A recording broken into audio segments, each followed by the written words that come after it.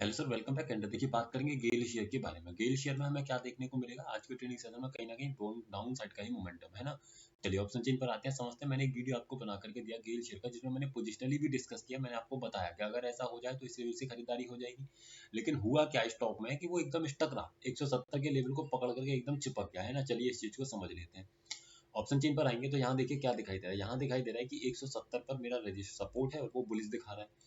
Resistance 175 पर है और बुलिश दिखा रहा है, यानी कि दोनों तरफ से बुलिश प्रेशर दिखाई दे रहा है। लेकिन इस चीज को एक बार क्रॉस चेक हम डेफिनेटली करेंगे। अब क्रॉस चेक कैसे करना है, आइए सिंपल नीचे आते हैं। और नीचे आने के बाद हम ये देखेंगे कि जो डेटा यहाँ पर लिखा हुआ आ रहा है, क्या ये डेटा ठीक है। इस चीज को समझने के लिए हम नीचे आकर के इस चीज को हम क्रॉस चेक करने की कोशिश करेंगे। तो 1 सेकंड का टाइम दीजिएगा, है ना। चलिए हम आ जाते हैं नीचे। अब नीचे हम आए तो हमने ये देखा कि यहाँ पर हमारा सपोर्ट 170 पे दिखा रहा है, सपोर्ट सही है। और ऊपर की तरफ बुलिश प्रेशर दिखा रहा है, वो भी ठीक है। रेजिस्टेंस अपने आप में 175 पे दिखा रहा है और ऊपर की तरफ बुलिश प्रेशर दिखा रहा है, यानी कि सब कुछ ठीक है। लेकिन परेशानी यहाँ पर क्या है कि मुझे सबसे पहले ये देखना है कि स्टॉक 172.5 के ऊपर गया है। तो कभी भी स्टॉक 172.5 के लेवल को हिट नहीं कर पाया है ना, 172 के ही ऊपर नहीं जा पाया। तो ऐसे केस में मेरे सपोर्ट का प्रेशर बुलिश नहीं रहेगा, अपने आप में स्ट्रॉन्ग कहलाएगा। रेजिस्टेंस की बात करें तो रेजिस्टेंस अपने आप में 175 पर दिखाई दे रहा है ना। तो ओवरऑल अगर देखा जाए तो स्टॉक में 170 से लेकर के 175 का एक मोमेंटम दिखाई दे रहा है।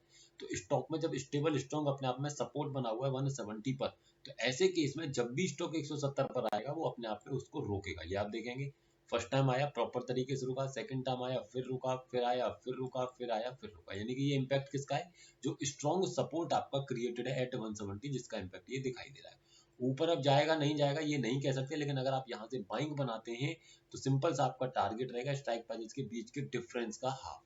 तो स्ट्राइक प्राइस के बीच के डिफरेंस कितना है, ₹2.5 का। तो आपका जो टारगेट रहेगा, अगर आप इसमें ट्रेड बनाते हैं तो आपका टारगेट सिंपल ₹1.25 का रहेगा, जो कि आपको नहीं मिला। स्टॉक 170 के ही लेवल के आसपास जाने की कोशिश करता रहा, लेकिन एंड ऑफ द डे आप ही की कॉस्ट पर आपको एग्जिट कराया, है ना।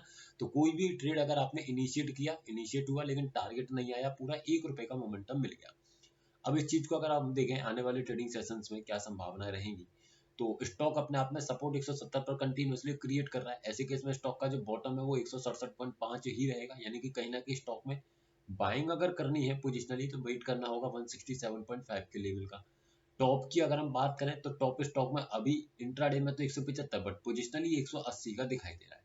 यानी कहीं ना कहीं स्टॉक में 170 से 180 का ₹10 का मोमेंटम बुलिश है।